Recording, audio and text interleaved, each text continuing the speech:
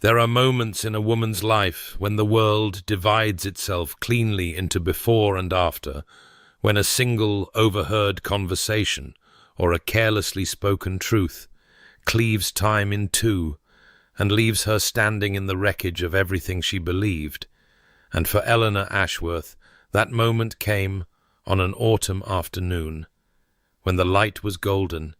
and the air smelled of dying leaves,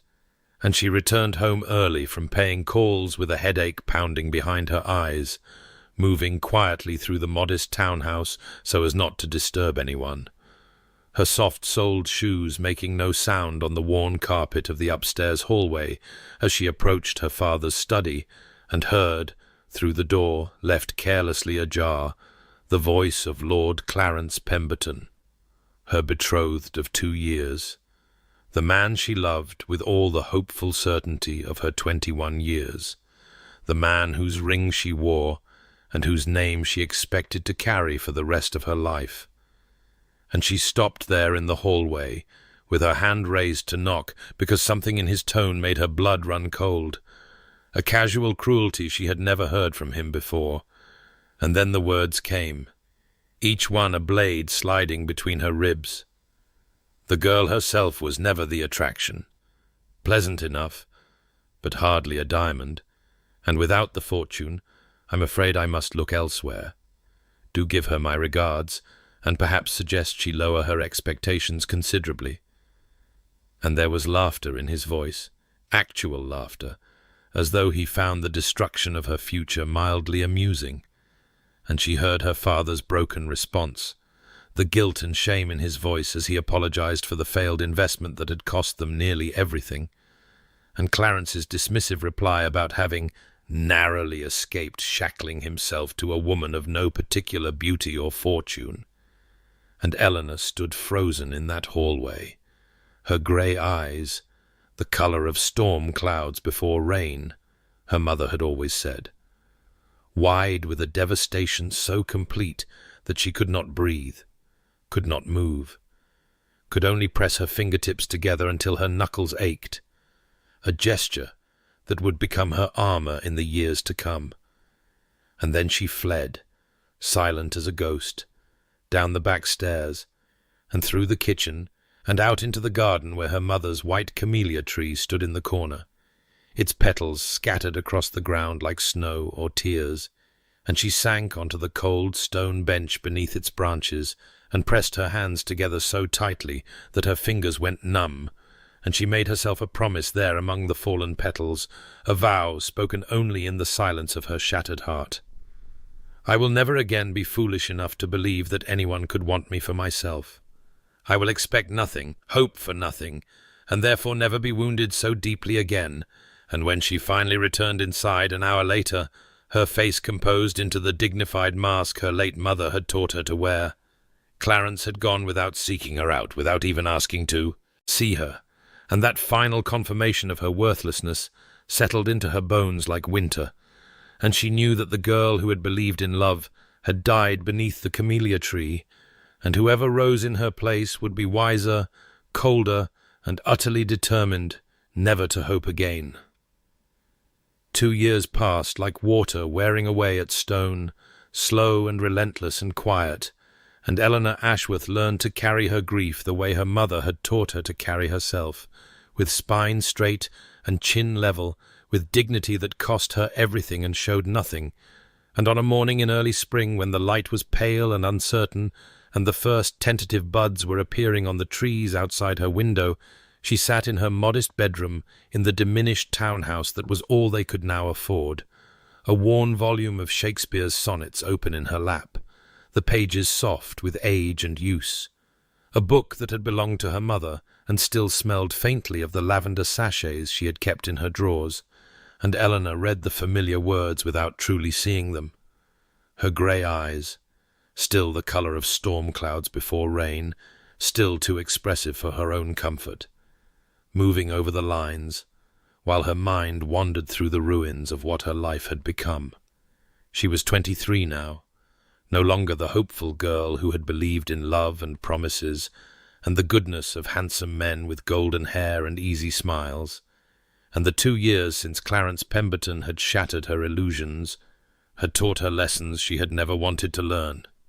He had married his heiress within a month of breaking their engagement, Miss Arabella Kingsley with her £40,000 and her fashionable connections, and Eleanor had heard through the whispers that inevitably reached her that the marriage was not a happy one, that Lady Pemberton was beautiful but cold, extravagant but barren,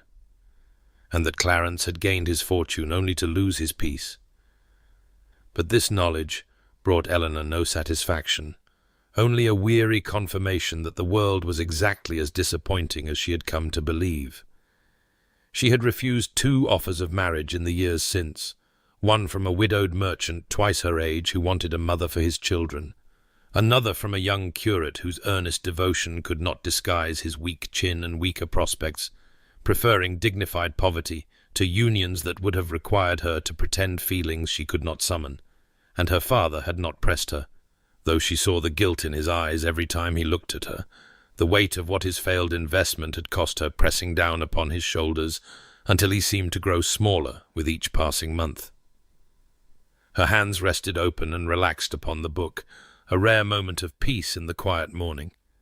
But that peace shattered when she heard her father's footsteps on the stairs, quicker than usual, and his voice calling her name with an agitation that made her fingertips press together before she had even closed the sonnets. She found him in the parlour, pacing before the cold fireplace, a letter clutched in his trembling hand, and when he turned to face her, his expression was a confusion of hope and fear that made her heart clench with protective dread. "You deserve so much more than what I can give you now, my dear," he said, the words tumbling out as though he had been rehearsing them.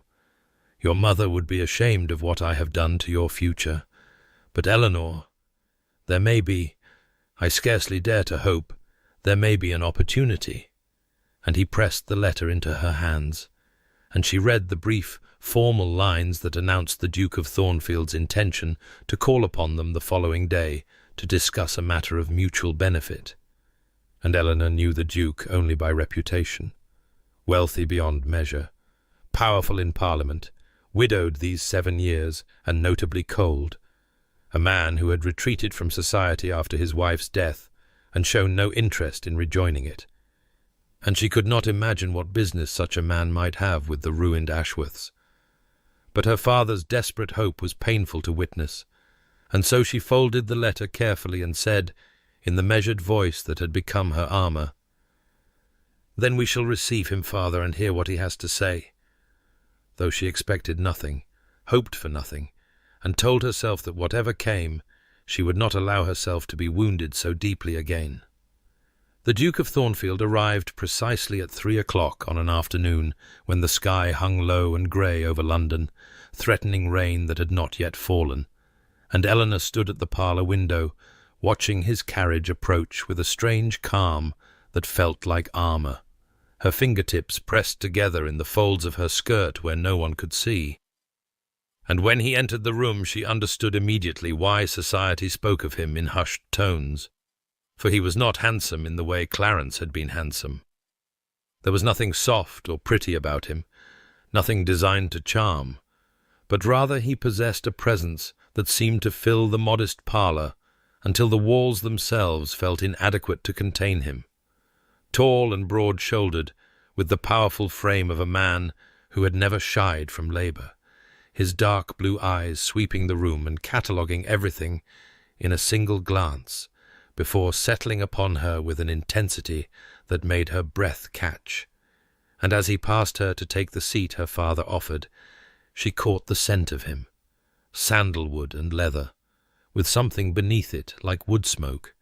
and the unexpected intimacy of knowing how a stranger smelled made her cheeks warm despite her determination to feel nothing. He wasted no time on pleasantries, speaking in clipped, efficient sentences that cut through her father's nervous attempts at small talk like a blade through silk, and within moments he had laid bare his purpose with a brutal honesty that left Eleanor stunned. He required a wife, not for love, he was clear. About this, almost coldly so, but for practical reasons, an heir for his estates, a mistress for his household, a companion who would not expect romantic attachment or make emotional demands, and he had observed her from a distance through his godmother, Lady Beatrice Montgomery, who had known her mother, and he believed her to be sensible, dignified, and unlikely to burden him with expectations he could not meet. He offered a straightforward transaction: marriage in exchange for complete financial security for herself and her father, debts paid, futures secured, nothing more and nothing less. Eleanor forced herself to think clearly despite the roaring in her ears, and she asked him questions, pointed, practical questions about her role, about his expectations, about what precisely he wanted from this arrangement. And he answered each one with the same direct efficiency, his deep baritone never wavering, his expression revealing nothing. But when she asked, her voice softer than she intended, whether he ever expected to feel affection for a second wife, something shifted. His hands, those large scarred hands she had noticed when he entered, curled slowly into fists at his sides, and a muscle flexed near his temple, and for just a moment the coldness cracked, and she glimpsed something beneath it, something that looked almost like pain. "I will not promise you love," he said, and his voice had dropped lower, rougher, as though the words cost him something. "I am not certain I am capable of it any longer, but I give you my word that you will never want for anything. You will never be treated with disrespect, and you will never have cause to regret this arrangement. I protect what is mine." She asked for time to consider one day, and he granted it without argument, rising to leave with the same controlled efficiency with which he had arrived. And as Eleanor watched him go, the grey sky darkening beyond the window, she found herself thinking not of his cold proposal, but of those fisted hands, of the grief hidden beneath his armour, and she wondered what had broken him so thoroughly that he believed himself incapable of love. Eleanor did not sleep that night, though she lay in her narrow bed with the worn quilt pulled to her chin,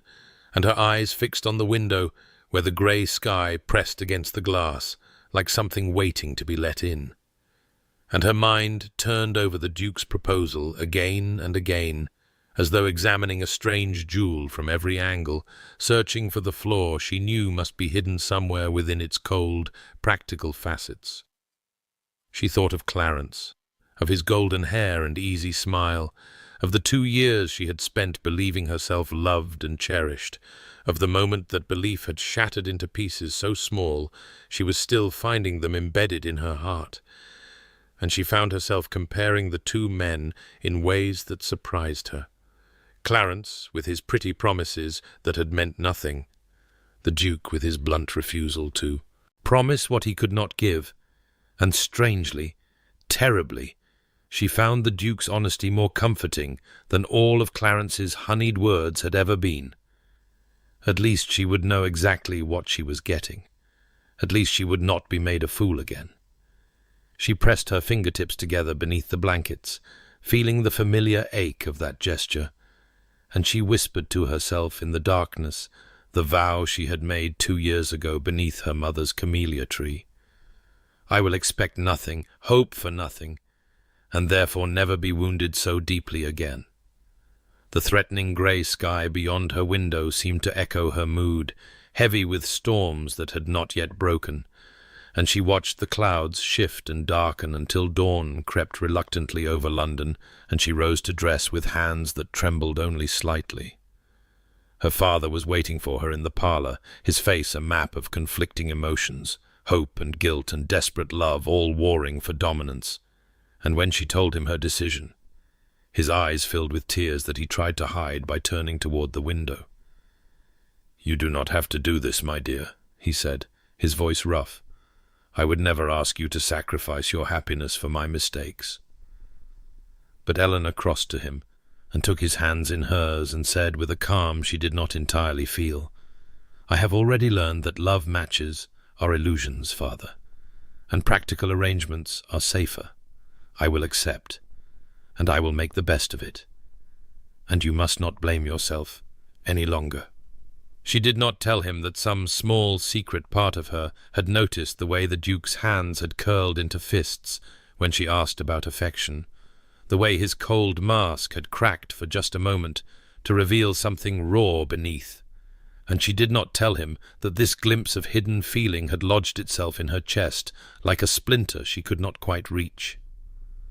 The Duke arrived at the appointed hour, precisely punctual, and Eleanor met him in the parlour with her spine straight and her chin level and her hands carefully relaxed at her sides,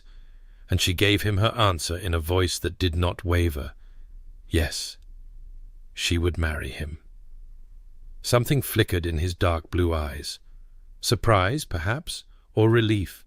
or something she could not name. But his expression remained controlled as he informed her that the wedding would take place in 2 weeks at his estate, Thornfield Manor. He rose to take his leave, and when he reached for her hand to bow over it in formal farewell, his fingers closed around hers with unexpected warmth, and as he released her, his thumb brushed across her knuckles in a gesture so brief she might have imagined it, a whisper of tenderness that sent an unexpected jolt through her entire body. She told herself it meant nothing as she watched his carriage disappear into the grey afternoon, but her hand tingled where he had touched her, and she pressed her fingertips together to still their trembling, and she wondered what she had just agreed to become. The wedding took place in a small chapel on the outskirts of London. Grey stone walls and narrow windows through which the threatening sky pressed close, and Eleanor moved through the ceremony as though watching herself from a great distance, her voice clear and steady as she spoke vows that bound her to a man she barely knew, feeling the weight of his ring slide onto her finger. Heavy gold, warm from his pocket, fitting as though it had been made for her hand alone, while her father wept quietly in the front pew, and Lady Beatrice Montgomery sat ramrod straight beside him, her sharp eyes missing nothing of the proceedings. The Duke's voice was low and sure as he pledged himself to her, no hesitation in his words, no tremor in his hands as he held hers, and when the vicar pronounced them man and wife, Eleanor felt the finality of it settle into her bones like the first chill of winter, not unpleasant but undeniable, a door closing behind her on everything she had been before this moment. Lady Beatrice intercepted her before she could reach the carriage, one gloved hand catching Eleanor's elbow with surprising strength, and those knowing eyes studied her face with an intensity that made Eleanor want to look away, but could not. "You're not what I expected," Lady Beatrice said, her voice pitched low so that only Eleanor could hear. "You're better, and mark my words, child, before the year is out, that stubborn godson of mine will be making a fool of himself over you, and I shall enjoy watching every moment of it." Before Eleanor could formulate a response, Lady Beatrice had released her and stepped back, a small, satisfied smile playing about her lips, and then the Duke was there, offering his arm to escort her to the waiting carriage, and Eleanor took it without thinking, feeling the solid warmth of him through the layers of his coat and her gloves. The carriage was smaller than she had expected, or perhaps he was simply larger, his presence filling the enclosed space until Eleanor was acutely aware of every breath he took, every shift of his weight on the leather seat across from her, the scent of sandalwood and leather and wood smoke that she was beginning to associate with him alone, that seemed to wrap around her in the confined space,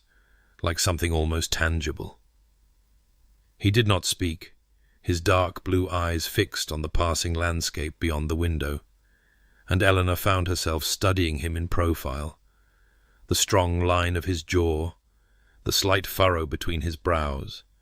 the way his hands rested on his thighs, large and still, and somehow patient. And she wondered what he was thinking,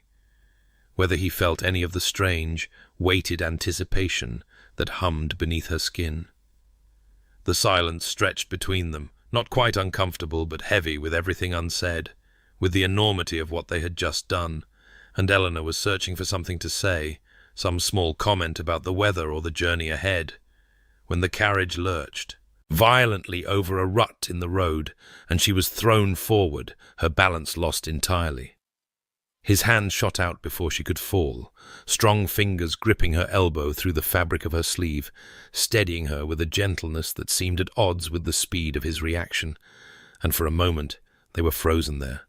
His hand on her arm, her face inches from his chest, close enough that she could hear the steady rhythm of his heart.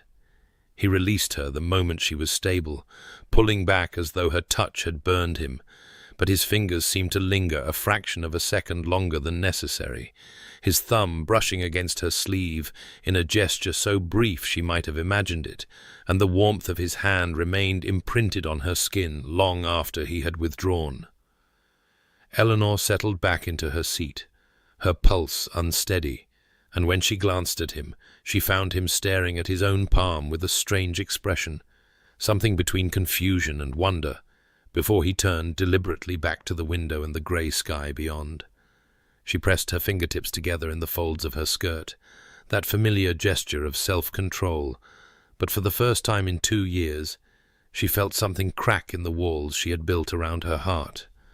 a tiny fissure through which something dangerously like hope began to seep, and she told herself firmly that it meant nothing, that she must expect nothing, even as the distant thunder rumbled its disagreement across the darkening sky. Thornfield Manor rose from the landscape like something born of the earth itself, grey stone walls climbing toward the threatening sky, ivy cascading down ancient facades in dark green rivers, and Eleanor felt her breath catch in her throat as the carriage rounded the final curve of the drive and the full scope of her new home revealed itself before her, vast and beautiful and utterly forbidding in a way that made her feel very small and very alone. The Duke handed her down from the carriage with the same careful formality he had shown throughout their brief acquaintance, his gloved fingers steady beneath her elbow, and she was grateful for the support because her knees felt uncertain beneath her, though she kept her spine straight and her chin level as her mother had taught her, as she had learned to do in the face of every humiliation and disappointment life had offered her. The household staff stood assembled in precise formation before the great doors, a sea of black and white uniforms and carefully neutral expressions, and Eleanor felt their eyes upon her as she walked the gauntlet of their assessment, knowing they were measuring her against the ghost of the woman who had come before, the woman whose portrait she had glimpsed in the gallery, the woman whose death had turned their master to stone. Mrs. Agnes Hartwell stood at the head of the line, a tall woman with iron-grey hair pulled back severely from a face that might have been handsome once, and was now merely formidable, her dark eyes sharp with an intelligence that missed nothing as she curtsied and murmured, "Welcome to Thornfield, Your Grace," in a voice that offered respect without warmth, acknowledgment without acceptance. The Duke led Eleanor through the great doors and into a world that smelled of wood smoke and furniture polish and old books, scents that she would later learn clung to every room because of his habit of standing before the fires while lost in thought, and she followed him through corridors and chambers that blurred together in her overwhelmed mind. The library with its towering shelves and comfortable chairs positioned near a massive fireplace,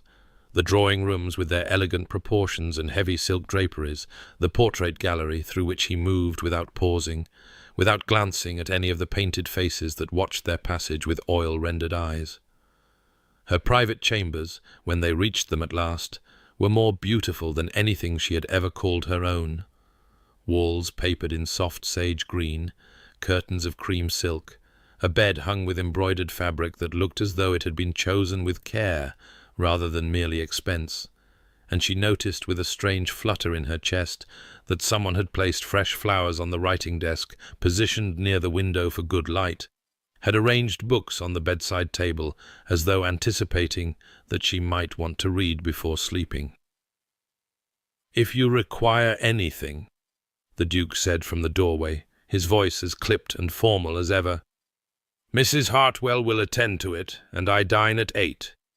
You are welcome to join me or take your meals privately as you prefer, for I will not force my company upon you." He indicated a door set into the wall between 2 windows, a door she had not noticed until that moment. "That connects to my chambers, but it locks from your side, and I will not enter without your explicit invitation." Then he was gone, his footsteps retreating down the corridor, and Eleanor stood alone in the center of her beautiful new prison, surrounded by evidence of thoughtfulness she had not expected from a man who claimed to feel nothing. She sat on the edge of the bed and pressed her fingertips together in her lap, feeling the familiar ache of that gesture, then consciously, deliberately, relaxed them, spreading her fingers open against her skirts in a small act of will, a tiny rebellion against the fear that threatened to overwhelm her, and she whispered to the empty room, "I can do this. I can make a life here. I can be content with what I have been given." Though even as she spoke the words, she was not entirely certain she believed them. The morning Eleanor accompanied the Duke to visit his tenants dawned cool and bright, the kind of spring day that seemed to promise something she dared not name, and she sat beside him in the open carriage as it wound through the estate's rolling lands, watching the way he held the reins with those large, scarred hands she had noticed from the first moment they met, hands that had steadied her in the lurching carriage on their wedding day and left warmth imprinted on her skin for hours afterward. He had explained her duty with his usual brevity. The Duchess of Thornfield was expected to know her tenants, to understand their needs, to be a presence in their lives beyond mere abstraction, and Eleanor had agreed with the quiet dignity she had perfected over years of disappointment, expecting nothing more than formal introductions and distant courtesies. The lord, surveying his domain with his new acquisition, displayed appropriately at his side. What she found instead unsettled everything she thought she understood about the man she had married. He knew them, truly knew them, called old Samuel Barton by name, and asked after his wife's rheumatism, discussed the drainage problems in the lower fields with young William Thorne, as though they were equals puzzling through a shared concern, crouched down to accept a handful of wildflowers from a gap-toothed girl named Bessie, who giggled and hid behind her mother's skirts. Eleanor watched him move through the village with a growing sense of disorientation, as though she had been handed a book in a language she thought she knew, and discovered the words meant something entirely different than she had assumed. At the cottage of a family named Fletcher, they found chaos. A woman weeping at the door, a man pacing with his cap crushed between his hands, and inside, a physician bent over a small figure on a pallet near the fire. The Duke did not hesitate, did not pause to consider his fine clothes or his dignity or the proper distance a man of his station should maintain. He strode past the distraught parents and knelt in the dirt beside the sick child, heedless of the rough wool blankets and the smell of fever and fear that hung heavy in the cramped space. Eleanor remained in the doorway, unseen, unable to move, unable to look away, as she watched him take the boy's small hand in his large, scarred one, the same hands that had touched her so briefly, so carefully, and heard him speak in a voice she had never heard from him before, low and rough and impossibly tender. "Listen to me, Thomas," he said to the frightened child, whose eyes were too bright with fever and terror. "The bravest knights are not those who feel no fear, but those who are afraid and stand firm anyway, and you are being very brave, braver than you know." He stayed there through the worst of it, telling stories of noble quests and fearsome dragons, while the physician worked, his thumb brushing across the boy's knuckles in that unconscious gesture she was beginning to recognize. And when at last the fever broke, and Thomas's mother sobbed with relief, the Duke rose and moved toward the door with his expression already shuttering back into its familiar sternness, the walls rebuilding themselves before Eleanor's eyes. He did not know she had witnessed any of it, did not see her pressed against the door frame with her fingertips aching from how hard she had pressed them together, did not notice the way she looked at him as though seeing him for the first time. Something shifted in her chest as they rode back to Thornfield in silence, something warm and dangerous that she immediately tried to suppress, telling herself it was merely respect for a landlord who cared for his people, nothing more than admiration for unexpected kindness. certainly not the first tender shoot of something that felt terrifyingly like hope pushing up through the frozen ground of her guarded heart. Eleanor had settled into a quiet routine in the 2 weeks since her wedding, a rhythm of solitary breakfasts taken in her chambers while the morning light crept across the sage-green walls, of long hours in the library where she lost herself among the towering shelves and discovered treasures she had never dreamed of reading, of dinners with the Duke in the formal dining room, where they sat at opposite ends of a table that could seat 30, and exchanged careful, polite conversation about the weather and the estate, and nothing that truly mattered. And yet she had begun to look forward to those dinners more than she should, had begun to listen for the particular cadence of his footsteps in the corridor, had begun to notice the way his dark blue eyes sometimes lingered on her face when he thought she was not watching. And she told herself firmly that this was merely the natural consequence of proximity, of having no other companion in this vast and beautiful house, certainly not the first stirrings of something she had sworn never to feel again. Today, she had ventured out to explore the grounds, wrapped in a light shawl against the mild afternoon air, and the patches of sunlight breaking through the clouds seemed to promise something she dared not name as she walked along a path that wound toward a glittering lake she had glimpsed from her window, and she was so absorbed in the beauty of the landscape. The ancient oaks with their spreading branches, the wildflowers dotting the meadow grass, the distant hills rolling toward the horizon, that she did not hear the Duke's approach until his voice came from behind her, low and steady. "You have found the lake path." She turned to find him standing there in his riding clothes, having evidently just returned from the stables, and something in her chest fluttered at the sight of him, at the way the sunlight caught the strong lines of his jaw and softened the stern set of his mouth. "It is beautiful," she said, and her voice came out softer than she intended. "I did not realize the estate extended so far." He fell into step beside her without invitation, his long stride adjusting to match her shorter one, and for a time they walked in silence that was not quite comfortable but not cold either, weighted with all the things neither of them knew how to say. He asked about her reading. She had been working through a collection of essays on natural philosophy, and she asked about the estate, and he answered with more words than she had yet heard him string together, speaking of drainage improvements and the new mill and the family of swans that returned to the lake each spring, and Eleanor found herself relaxing slightly, her shoulders loosening, her hands resting open at her sides rather than pressed together in her habitual gesture of anxiety. Then the attack came without warning. A furious honking erupted from the underbrush, and a large grey goose burst forth like some feathered demon, wings spread wide, orange beak aimed directly at Eleanor's ankles with murderous intent. She scrambled backward with a startled cry, all dignity abandoned,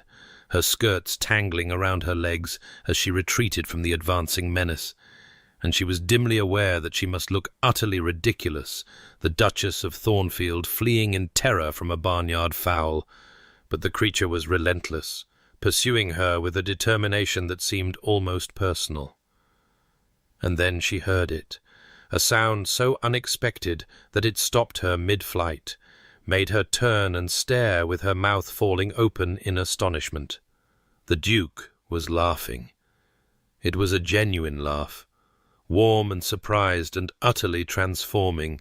erasing the stern lines around his eyes and softening the hard set of his mouth into something almost boyish. And Eleanor was so startled by the change in him, by this glimpse of the man who must have existed before grief built its walls around his heart, that she forgot entirely about the goose,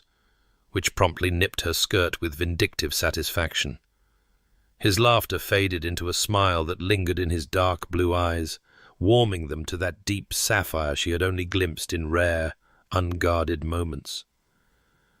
"I believe you have met Wellington," he said, and there was a thread of amusement still woven through his voice that made her heart do something complicated in her chest. "He terrorizes everyone." He stepped forward and extended his hand to help her straighten her skirts, and when she took it, his fingers were warm and steady around hers, and he did not release her immediately, but stood there for a moment, with her hand in his thumb brushing almost absently across her knuckles. "My head groom named him after the Iron Duke," he continued, and there was a glint of dry humour in his eyes that she had never seen before. "He claims the resemblance in temperament is striking." Eleanor laughed. She could not help it, and the sound seemed to surprise them both, seemed to hang in the air between them like something precious and fragile, and for a moment they were simply two people sharing amusement on a mild afternoon, with patches of sunlight breaking through the clouds, and something dangerous bloomed in Eleanor's chest, something that felt terrifyingly like hope. The greenhouse stood at the far edge of the formal gardens like something forgotten, its iron frame elegant beneath the creeping rust, its glass panels clouded with years of neglect, and the grey afternoon light filtering through in muted, dreamlike shafts that illuminated the tangle of overgrown vines and withered blooms within. And Eleanor had discovered it quite by accident, while wandering the grounds alone, drawn by the shape of it rising from behind a hedge of untrimmed boxwood, beautiful even in its decay, and she had pushed open the door with effort, the hinges protesting with a groan that seemed to echo through the humid, earthy air inside. And she had stood for a long moment simply breathing it in, the smell of damp soil and green things struggling to survive, the ghost of what this place must once have been visible in the bones of the structure, in the careful arrangement of raised beds now choked with weeds, in the remnants of a climbing rose that still clung stubbornly to a trellis, though its blooms had long since died. She was touching the withered petals of that rose, her fingers gentle on the papery remnants of something that had once been lovely, when she heard footsteps behind her and turned to find Mrs. Hartwell standing in the doorway, the housekeeper's expression shifting through something complicated before settling into careful neutrality. "I wondered if you might find your way here eventually, Your Grace," Mrs. Hartwell said, stepping inside and looking around with eyes that saw not what was, but what had been. It was Lady Sophia's project, this greenhouse. She had such plans for it, wanted to grow orchids and orange trees and all manner of impossible things, and His Grace indulged her every whim because he could deny her nothing, not when she smiled at him the way she did. Eleanor's heart clenched at the name spoken aloud, at the confirmation of what she had only suspected, and she asked her questions carefully, not prying, but seeking to understand the man she had married and the shadows that lived behind his eyes. Mrs. Hartwell answered with the particular candour of a woman who had watched a boy grow into a man, who had witnessed his greatest joy and his most devastating loss, and her words painted a picture of a love match that had been the envy of society, of a young duchess who had been kind and lively and adored by everyone who knew her, of a death in childbirth that had taken both mother and son and left the Duke standing in the wreckage of everything he had built his happiness upon. "He hasn't been the same since," Mrs. Hartwell said quietly, and there was grief in her voice too, the grief of someone who had loved them both. "He built walls so high I feared no one would ever reach him again." She paused, and when she spoke again, there was something new in her tone, something almost like hope. "But he hasn't smiled like that since before Lady Sophia passed, Your Grace. That laugh by the lake, when Wellington chased you, the staff saw it from the windows and could scarcely believe. You've brought something back to life in this house." Eleanor did not know what to say, did not know how to hold the weight of that observation alongside her own tangled feelings. So she turned back to the greenhouse and walked slowly through its neglected paths, trailing her fingers along the edges of empty pots and bare soil, and found herself speaking almost to herself, her voice soft with memory. "My mother grew white camellias," she said, and the words came out before she could stop them, carrying with them the ache of loss she usually kept carefully contained. They were her favorite flower. She had an entire bed of them in our garden, and she would cut them for the house every week when they were in bloom. And after she died, I used to sit beneath that tree and pretend I could still smell her perfume in the petals. She did not see Mrs. Hartwell's expression sharpen with interest, did not notice the thoughtful look that crossed the housekeeper's face as she filed this small, vulnerable admission away, did not know that her words would travel from this neglected greenhouse to ears that listened for any detail about what might please her, what might make her smile, what might begin to fill the emptiness she carried so quietly inside her. Eleanor could not sleep, and she had stopped pretending to herself that the restlessness plaguing her had anything to do with the unfamiliarity of her chambers or the distant rumble of thunder that had been threatening all evening without breaking, because she knew with a clarity that frightened her that it was him keeping her awake. The Duke, Henry, whose name she still did not speak aloud, but which she turned over in her mind like a precious stone she had no right to hold, and she found herself thinking of the way his rare smiles transformed his stern face,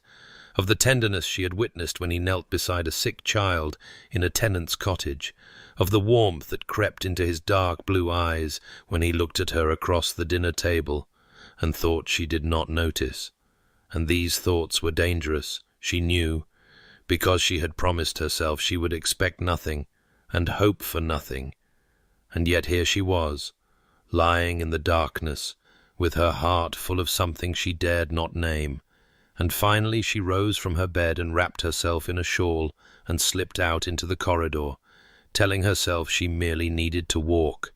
to tire her restless mind, to escape the confines of her own treacherous thoughts. The great house was silent around her, the servants long since retired, and her bare feet made no sound on the thick carpets as she wandered through the darkened halls, past doors she had learned to recognize, past the library where she spent so many hours among the books that smelled of leather and age, and something that reminded her inexplicably of him.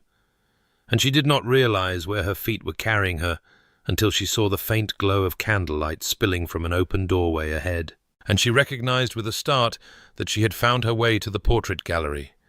the long room lined with generations of Blackwell ancestors that the Duke had shown her so briefly on her first day, moving through it with a haste that had seemed strange to her then,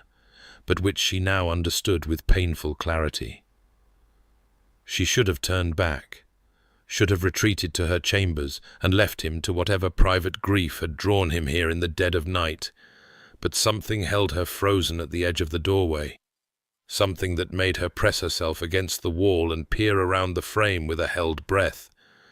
and what she saw there shattered something inside her chest that she had not known was still whole. He stood before a portrait she had not noticed during that first hurried tour, a painting of a woman with dark hair and laughing eyes, and a smile that seemed to hold all the joy in the world. And Eleanor knew without being told that this was Lady Sophia, the first Duchess, the woman he had loved and lost, and the Duke stood before her image, with his shoulders bowed beneath a weight of grief so profound that Eleanor felt tears prick her own eyes in response. His hand rose to touch the gilded frame, and his fingers trembled as they traced the painted curve of his dead wife's cheek, and his face in the candlelight was stripped of every wall he had built, every mask he wore, leaving only raw and devastating sorrow. And Eleanor had never seen anyone look so utterly, completely alone. She retreated silently, her hand pressed to her mouth to stifle any sound that might betray her presence, and she fled back through the darkened corridors to her own chambers with her heart pounding and her eyes burning with unshed tears. And when she finally reached her bed, she sat on its edge and pressed her fingertips together in her lap, and understood at last why he had told her he could not promise love, not because he was incapable of it, but because he had loved so deeply and lost so devastatingly that the very thought of risking such pain again must terrify him beyond bearing. And something cracked open in Eleanor's chest, something fierce and protective and aching. Not romantic love, Not yet, but a tenderness so profound it stole her breath, and she knew in that moment that she would never speak of what she had witnessed, would never intrude upon his private grief, but she would carry the image of his trembling hand and bowed shoulders with her always, and she would understand him now in ways she had not before, and perhaps, if she was patient and gentle and brave, she might one day help him learn that love need not always end in devastation. The library had become Eleanor's sanctuary in the weeks since her arrival at Thornfield, a vast and beautiful room where the scent of leather bindings and aged paper mingled with the ever-present undertone of wood smoke that she had come to associate with him. And on this particular afternoon she sat, curled in the window seat, with the worn volume of Shakespeare's sonnets open in her lap, the same book she had discovered weeks ago, with its passages marked in faded ink by some long-ago hand, and she found herself reading aloud in a voice barely above a whisper, the words falling from her lips like a prayer she had not known she needed to speak. "Let me not to the marriage of true minds admit impediments. Love is not love which alters when it alteration finds, or bends with the remover to remove. Oh no, it is an ever-fixed mark that looks on tempests and is never shaken." And the words seemed to echo in the quiet room, settling into the spaces between the towering shelves and the dust motes dancing in the afternoon light. And she did not know that he stood in the doorway behind her, did not hear his footsteps pause on the threshold, or sense the way he leaned against the frame with his arms crossed, and his dark blue eyes fixed upon her with an intensity that would have stolen her breath had she seen it. And when she finally looked up from the page, drawn by some instinct she could not name, the doorway was empty, and yet the book felt different in her hands now, weighted with a significance she could not quite articulate, as though the words she had spoken aloud had travelled somewhere they were meant to go. She was still contemplating this strange feeling when the Duke appeared again, this time entering properly with his usual controlled stride,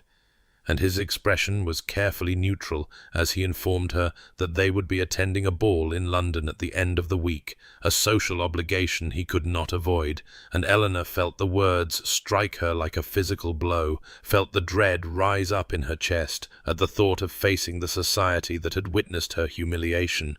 the whispers and the pitying glances,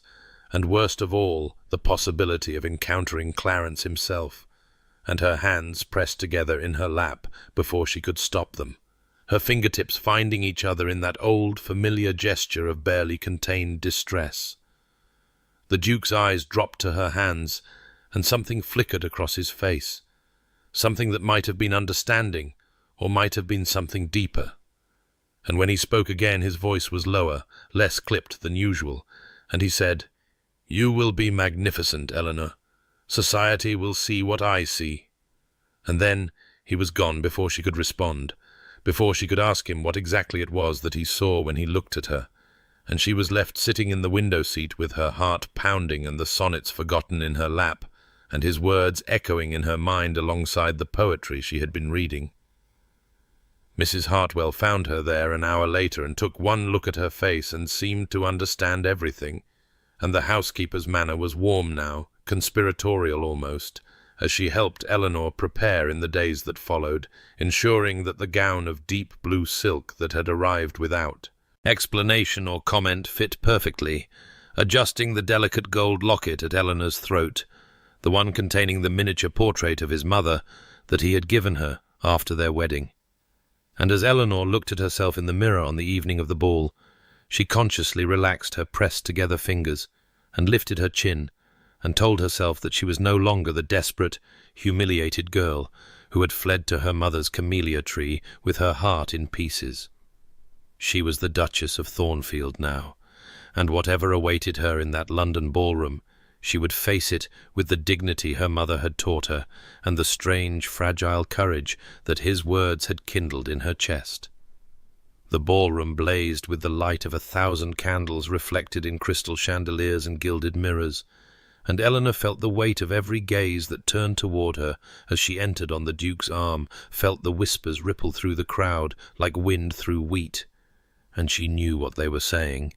knew they were remembering the girl who had been so publicly discarded by Lord Clarence Pemberton 2 years ago, and marvelling at her transformation into the Duchess of Thornfield,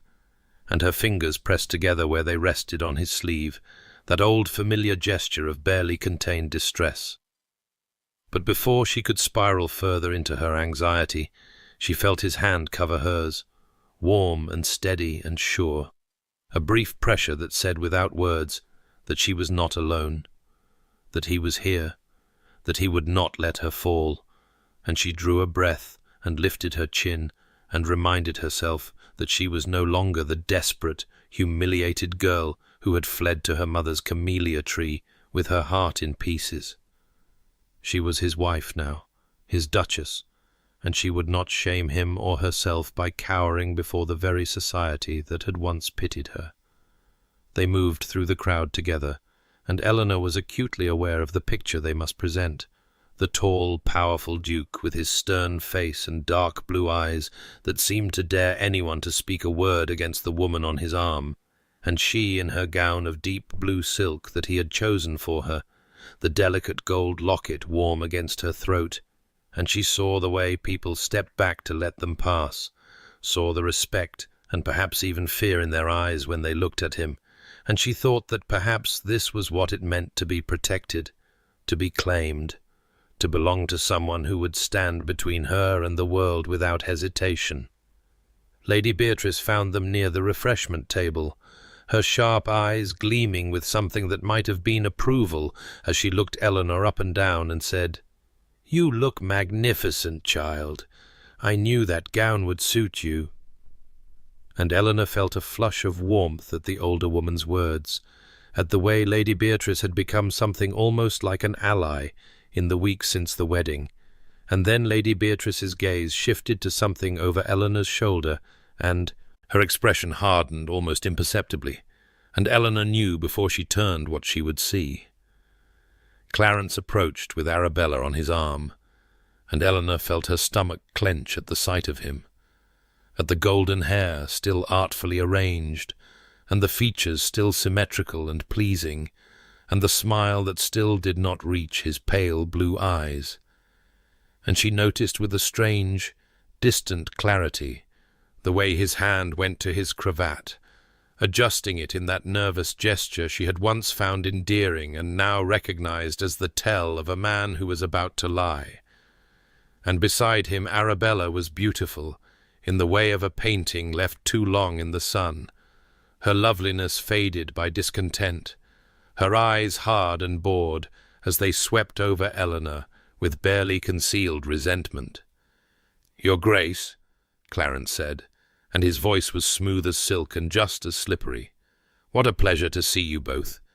May I offer my congratulations on your marriage, and Eleanor, my dear, what a remarkable fortune you have had to secure such a match after everything." And Eleanor felt the barb slide between her ribs like a knife, felt the old humiliation rise up in her throat, but before she could respond, before she could find the words to defend herself, the Duke spoke, and his voice was quiet, but it carried, cutting through the noise of the ballroom like a blade through butter. "The fortune," he said, and his dark blue eyes were fixed on Clarence, with an intensity that made the other man take an involuntary step backward, "is entirely mine, Pemberton. I am the one who secured a wife of grace, intelligence, and worth beyond measure, and I am well aware that I do not deserve her." And Clarence's smile faltered, his hand going again to his cravat, and he attempted to recover with some comment about Eleanor's improved circumstances, but the Duke cut him off with a single freezing look, and words that Eleanor would carry with her for the rest of her life. "You had the opportunity to recognize her value and failed.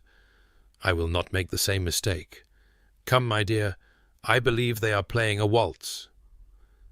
And he led her away onto the dance floor as the music swelled around them, and Eleanor felt tears prick her eyes, felt something crack open in her chest,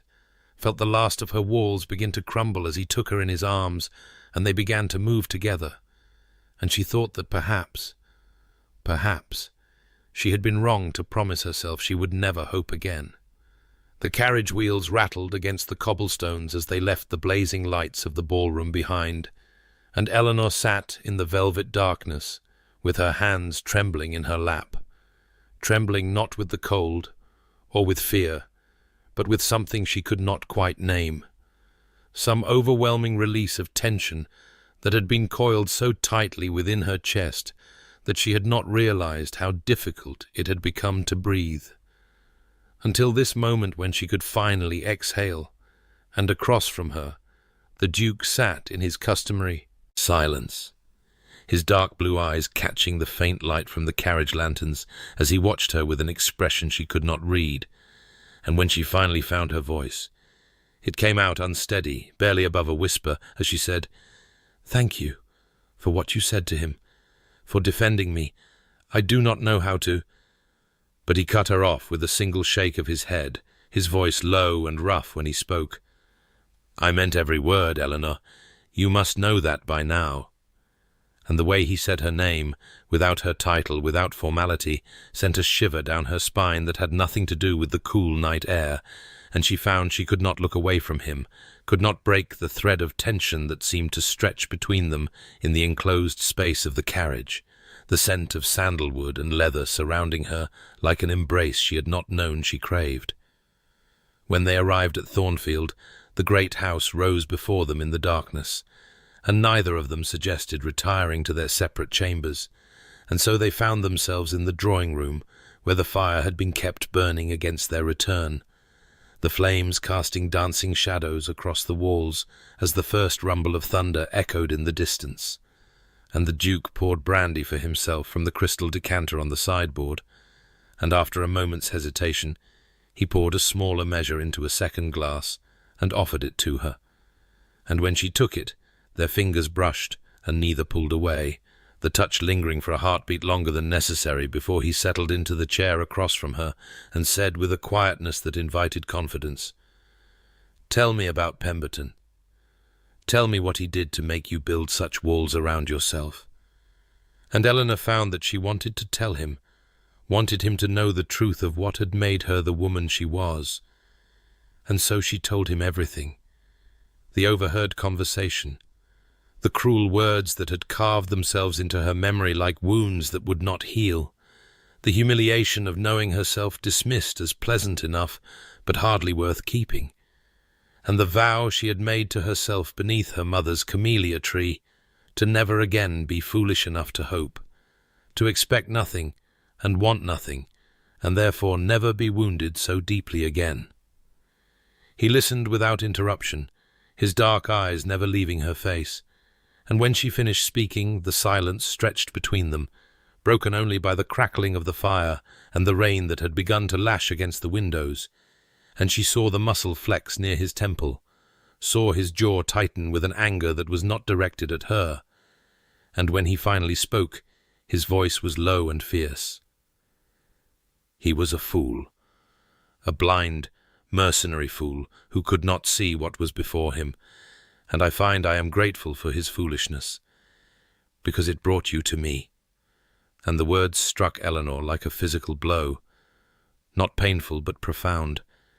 and she felt something crack open in her chest, felt the walls she had built so carefully begin to crumble, and she thought that perhaps,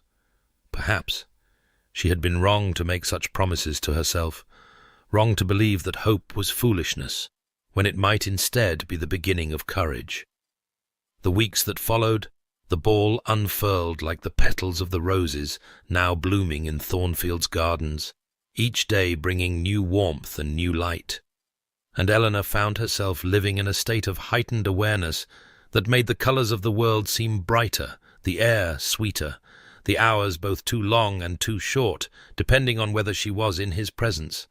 And she could no longer pretend that the quickening of her pulse when she heard his footsteps in the corridor was anything other than what it was, could no longer deny that she listened for the deep rumble of his voice, the way a flower turns toward the sun. And it terrified her in ways she had not been terrified since that afternoon beneath her mother's camellia tree, when she had promised herself she would never hope again. They spent their mornings in the library now, a habit that had developed without either of them acknowledging it. Eleanor curled in the chair by the window with her book while he worked at the great mahogany desk, and sometimes she would look up to find his dark blue eyes already upon her, watching her with an expression she could not quite name, before he returned his attention to his papers. And sometimes she caught herself staring at the way the light fell across his hands as he wrote, those large, scarred, capable hands that had steadied her in the carriage and covered hers at the ball and haunted her dreams in ways she refused to examine too closely.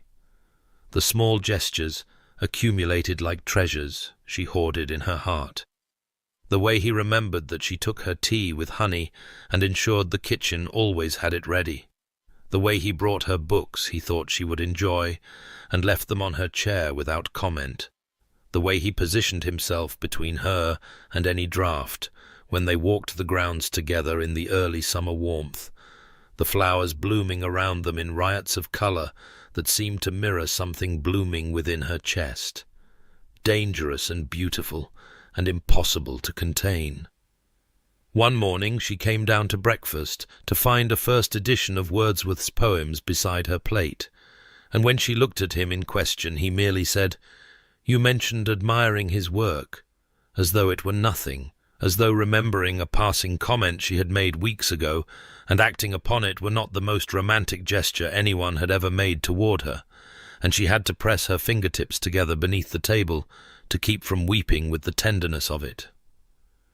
Mrs. Hartwell found her in the corridor later that day, and the housekeeper's eyes were knowing as she said, "He watches you when you're not looking, Your Grace. He hasn't watched anyone like that in 7 years."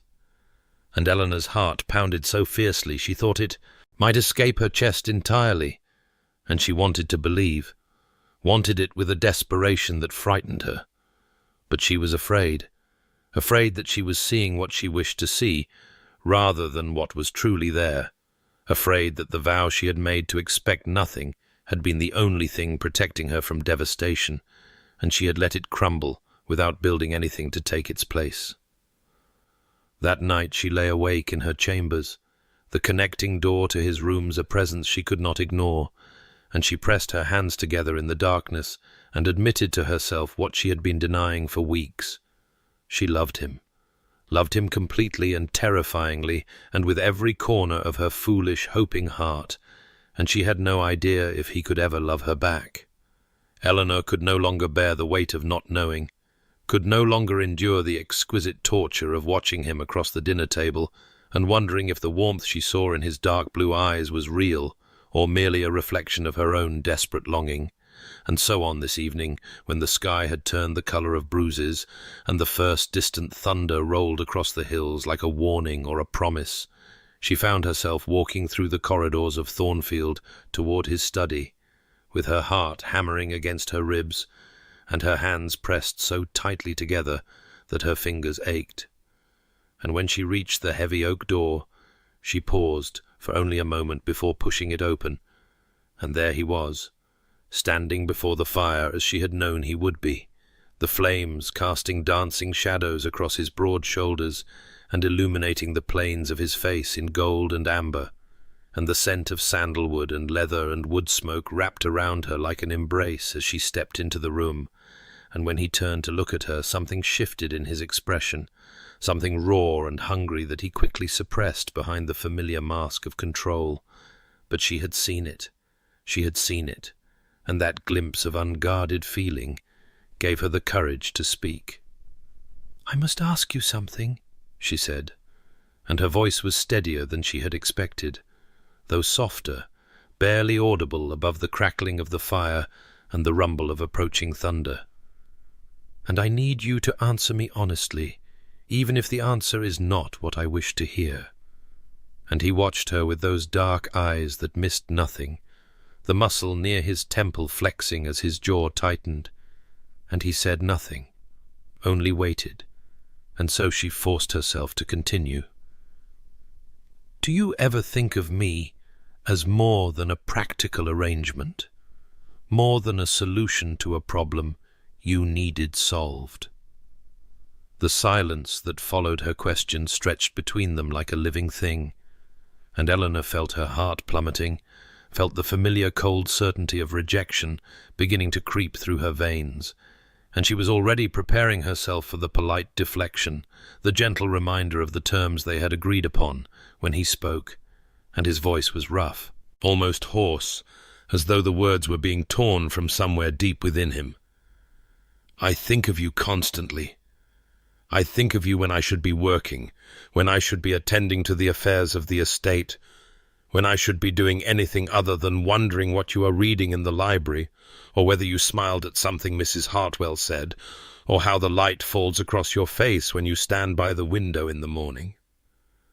And Eleanor's breath caught in her throat as he continued, his hands curling into fists at his sides in that gesture she had come to recognize as the sign of emotion forcibly restrained. "I think of you when I wake, and when I try to sleep, and you have become essential to me in ways I did not anticipate, and do not know how to express. And I am afraid," he said, taking a single step toward her, and then stopping as though an invisible barrier held him back. "I am afraid of wanting you this much." The storm broke overhead, rain beginning to lash against the windows, and Eleanor felt tears prick at her eyes as she looked at this man who had built such walls around his wounded heart, this man who had lost so much and feared to lose again, and she took a step toward him, closing the distance he could not bring himself to cross, and whispered, "So am I." The storm broke over Thornfield as he took her hand, and Eleanor felt the thunder roll through her bones as his fingers closed around hers with a gentleness that made her throat ache, and without a word he led her from the study through the darkened corridors of the great house, past the sleeping portraits and the flickering sconces, and she followed him in trembling silence until they reached a door she had not seen him open in all her weeks at Thornfield. And when he pushed it wide she understood at once where he had brought her. The greenhouse, but transformed, no longer the neglected ruin she had wandered through with Mrs. Hartwell, but something living and luminous. The glass panels cleaned until they shone like crystal, the iron frames restored to their former elegance, and everywhere, white camellias bloomed in glorious profusion, their petals gleaming like pearls in the lamplight that someone had placed throughout the space, and the rain thundered against the glass above them like a heartbeat, like applause, like the breaking of everything she had tried to hold back. And Eleanor pressed her free hand to her mouth as tears spilled down her cheeks, because he had remembered. He had listened to a single passing comment she had made weeks ago about her mother's garden, and he had done this, had created this sanctuary of memory and beauty, and he had never said a word. "I told you I could not promise love," he said, and his voice was rough, almost broken, as he turned to face her among the flowers he had grown for her, his dark blue eyes no longer cold, but burning with something that stole her breath. "I was wrong. I was a coward and a fool, Eleanor, and I have been fighting this since the moment you stumbled in that carriage, and I touched you, and felt my whole world shift on its axis. And I told myself it was impossible, that I had buried my heart with Sophia, and there was nothing left to give. But you—" His voice cracked, and he lifted his hand to cup her face, his thumb brushing across her cheekbone where the beauty mark lay. That gesture of memorizing she had come to recognize. "You brought me back to life without even trying. You with your quiet dignity and your grey eyes that see everything, and your courage that humbles me. And I love you. I love you in a way I did not know I was still capable of feeling. And I protect what is mine, Eleanor. You are mine. But I find—" He drew a shaking breath and pressed his forehead to hers, the rain a symphony above them, the camellias witnesses to his surrender. "I find I am also entirely yours." She was weeping openly now,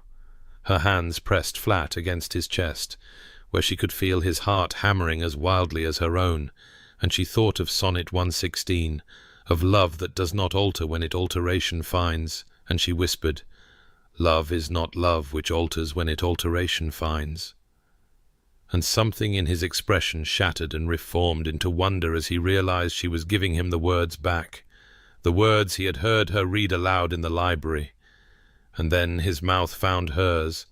and Eleanor discovered that all the poetry in the world was nothing compared to this, to the taste of him, to the way his arms wrapped around her as though he would never let go, to the storm raging outside and the peace blooming within. And when they finally broke apart, breathless and trembling, her hands had fallen open at her sides, relaxed and unguarded for the first time since that terrible afternoon beneath her mother's camellia tree, and she knew with absolute certainty that she had finally come home. The rain lashed against the windows of his chambers as he drew her through the connecting door she had never seen opened, and Eleanor felt the threshold pass beneath her feet like a crossing into some new country from which there would be no return. And she did not want to return. She wanted only this, only him, only the way his hands trembled as he turned to face her in the firelit darkness of the room that smelled of sandalwood and leather and wood smoke, the scent that had become her anchor, her safety, her home. And when he cupped her face in those large, scarred, impossibly gentle hands, and looked at her with eyes that burned like sapphires in the flickering light, she felt the last of her walls crumble into dust and blow away like petals in a storm. And he said her name, just her name, Eleanor, in that low, rough voice that she had come to crave like breath. And she rose on her toes and pressed her lips to his. And the kiss was nothing like the first desperate collision in the greenhouse. It was slow and deep and reverent, a promise made flesh, and his thumb brushed across her cheekbone where her beauty mark lay, that gesture of memorizing, of claiming, of cherishing, and she thought of all the moments that had led to this one, the carriage where his hand had steadied her elbow and she had felt his warmth for hours afterward, the goose that had made him laugh and transformed his stern face into something beautiful, the portrait gallery where she had witnessed his grief and understood the depth of his capacity for love, the greenhouse filled with white camellias that he had grown for her without ever speaking a word of it. And she understood now that he had been loving her in actions long before he could speak it aloud, that every book he brought her, and every draught he shielded her from, and every time he positioned himself between her and the world had been a declaration, and when he lifted her as though she weighed nothing and carried her to the bed where the firelight danced across the linens, she was not afraid, she was not guarded, she was not the woman who had sat beneath her mother's camellia tree and promised herself never to hope again, because hope was not foolishness, hope was courage, and he had made her brave. And later, much later, when the storm had gentled to a soft rain, and she lay in his arms with her head on his chest, and his heart beat steady beneath her ear, and his fingers tracing idle patterns on her bare shoulder, she thought of that promise she had made to herself in the garden 2 years ago, the promise to expect nothing, to hope for nothing, to protect herself from ever being wounded so deeply again. And she knew now that she had been wrong, so terribly wrong, because the walls she had built to keep out pain had also kept out joy. And this man, this stern and tender and wounded man who held her as though she were the most precious thing in all the world, had shown her that love was worth the risk, that some things were worth hoping for, and she pressed her lips to his chest and whispered, "I love you," and felt his arms tighten around her, felt his breath catch, felt his lips press against her hair as he murmured back, "And I you, Eleanor, more than I have words to tell you, more than I knew I could feel again." And the rain continued to fall against the windows, washing the world clean, and Eleanor closed her eyes and let herself rest in the shelter of his embrace, knowing that whatever storms might come, she would never face them alone again. The ball at Hartwell House blazed with the light of 10,000 candles, and Eleanor stood at the entrance on Henry's arm, her heart so full she thought it might overflow, because this was not the same woman who had entered a London ballroom 2 months ago, with dread coiling in her stomach and her fingers pressed together in anxious anticipation of humiliation. This was a woman transformed, a woman beloved, a woman who wore the Blackwell sapphires at her throat and the gold locket containing his mother's portrait against her heart, and the unmistakable glow of happiness in her grey eyes that made strangers turn to look and whisper, not with malice, but with wonder at the change in the stern Duke of Thornfield, who stood beside her with his hand covering hers on his arm, in that gesture of possession and protection that had become as natural as breathing. And when they descended the stairs into the glittering throng, Eleanor felt his thumb brush across her knuckles in that way he had of memorizing her, of claiming her, of silently saying, "I am here, and I am yours, and nothing in this room can touch you." And she lifted her chin and smiled, truly smiled, because she was no longer afraid of society's judgment, or Clarence's cruelty, or the whispers of those who had once pitied her reduced circumstances. And as they moved through the crowd, she saw faces turned toward them with expressions ranging from curiosity to envy to genuine warmth. And she saw Lady Beatrice Montgomery holding court near the refreshment table, her sharp eyes finding Eleanor's across the room with a knowing glint that spoke of prophecies fulfilled. And when Henry led her onto the dance floor for the first waltz, his hand warm and steady at her waist, his dark blue eyes soft with an emotion he no longer tried to hide, Eleanor caught Lady Beatrice raising her glass with a smile that curved like a cat's, her lips forming the words, "I told you so," with obvious satisfaction. And Eleanor laughed, actually laughed, a sound of pure joy that made Henry's eyes crinkle at the corners and his arm tighten around her waist. And across the room she saw Clarence Pemberton watching them with an expression of bitter regret, his wife Arabella flirting openly with a young officer, while Clarence stood alone and diminished. His golden handsomeness faded into something petulant and small, and Eleanor felt nothing, not triumph, not vindication, not even pity, only a vast and peaceful indifference because he no longer mattered, because she had found something so much greater than anything he could have offered. And when the music swelled, and Henry pulled her closer than was strictly proper, his lips brushing her ear as he murmured, "I love you, Eleanor, and I want everyone in this room to know it." She felt tears prick her eyes, even as she smiled, and she whispered back, "Then show them." And he did, stopping in the middle of the dance floor to cup her face in his large, scarred, impossibly gentle hands, and kiss her before all of London society. A kiss that was tender and fierce and utterly scandalous and absolutely perfect, and the gasps and whispers that rippled through the ballroom were nothing compared to the thundering of her heart as she kissed him back, her hands resting open and relaxed against his chest. And when they finally parted, breathless and flushed, the Duke of Thornfield looked down at his Duchess with an expression of such naked adoration that even the most hardened gossips fell silent. And Eleanor knew that she had finally, irrevocably, become exactly what she had always secretly longed to be, truly seen, truly valued, truly loved. 3 years had passed since that night, when the rain washed the world clean, and Eleanor Blackwell discovered that hope was not foolishness, but courage. And on this brilliant morning in late summer, she stood at the nursery window of Thornfield Manor, with her infant daughter cradled against her chest, watching Henry cross the sunlit lawn below with their 2-year-old son perched upon his shoulders, the child's delighted laughter carrying up through the open window like music. And Eleanor pressed her lips to the downy head of the baby in her arms,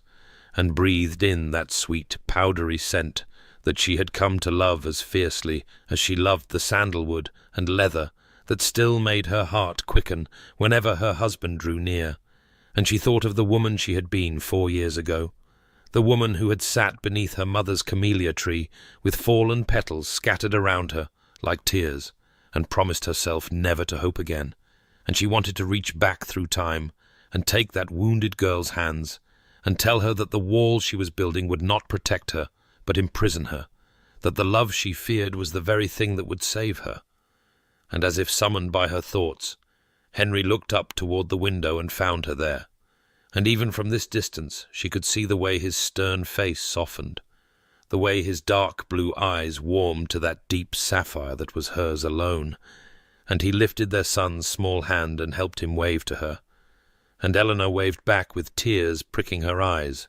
because she had never imagined she could be this happy, had never dared to dream that a marriage born of practicality and desperation could become this sanctuary of tenderness and passion and quiet, steadfast devotion. And later that afternoon, when the children were napping and the house was peaceful, Henry found her in the greenhouse, where the white camellias bloomed in glorious profusion. The same greenhouse where he had confessed his love while the storm raged overhead. And he came up behind her and wrapped his arms around her waist and buried his face in her hair, and she leaned back against his solid warmth and felt his heartbeat against her spine, and he said in that low, rough voice that still made her breath catch, "I was thinking of that day you agreed to marry me, when I told you I could not promise love." And she turned in his arms and looked up at him, at this man who had given her everything, and she said, "I remember." And he cupped her face in those large, scarred, impossibly gentle hands and brushed his thumb across the beauty mark below her cheekbone. That gesture of memorizing, of cherishing, that had become as familiar and necessary as breathing. And he said, "I was such a fool, Eleanor, to think I could keep my heart from you, to think that any wall I built could withstand what you are." And she rose on her toes and kissed him softly and whispered against his lips, "We were both fools, my love, but we learned." And outside the greenhouse windows, the summer sun blazed golden over Thornfield's grounds, and somewhere in the distance, Wellington the goose was terrorizing a gardener, and in the nursery above their children slept peacefully, and Eleanor Blackwell, who had once believed herself unworthy of love, stood in the arms of the man who had shown her otherwise, and knew with absolute certainty that this was her happily ever after, earned through courage and vulnerability and the terrifying, glorious choice to hope. And so, dear listener, we come to the end of our tale, though perhaps it is not truly an end at all, but rather a beginning. For the story of Eleanor and Henry Blackwell continues still in the halls of Thornfield Manor, where the white camellias bloom in glorious profusion in the greenhouse that was once a monument to grief and has become a sanctuary of joy, where Wellington the goose still terrorizes gardeners and guests alike with equal enthusiasm, where Mrs. Hartwell presides over a household that has been transformed from a place of shadows and silence into a home filled with the laughter of children and the quiet contentment of a love that grew not from the lightning strike of passion, but from the steady, patient cultivation of respect and trust, and the courage to hope when hope seemed foolish. And I have shared this story with you because I believe, as Eleanor came to believe, that the deepest loves are not always the ones that announce themselves with grand gestures and flowery declarations, but the ones that reveal themselves in small moments, in a hand steadying an elbow in a lurching carriage, in a greenhouse restored without comment, in the quiet words spoken across a dinner table when no one else is listening, in the choice to see someone truly and to let oneself be truly seen in return. And if you have found yourself moved by Eleanor's journey from heartbreak to happiness, from the fallen petals of her mother's camellia tree to the brilliant summer mornings of her life as duchess and mother and beloved wife, then perhaps you might carry with you the knowledge that walls built to protect wounded hearts can also become prisons, that the vow to expect nothing and hope for nothing is not wisdom but fear dressed in sensible clothing, and that somewhere, in the most unexpected of places, and the most unlikely of circumstances, there may be someone waiting who will see your worth when others have failed to recognize it, who will protect what is theirs with fierce and tender devotion, who will quote Shakespeare in a greenhouse while the rain thunders overhead, and mean every word with the whole of their scarred and careful heart. And so I thank you for walking this path with Eleanor, for witnessing her transformation, for believing alongside her that love is not love which alters when it alteration finds. And I leave you with the image of Thornfield Manor bathed in summer light, of Henry Blackwell lifting his son to wave at the woman in the nursery window, of Eleanor pressing her lips to her daughter's downy head and knowing with absolute certainty that she is exactly where she was always meant to be, loved exactly as she always deserved to be loved, brave enough at last to hope.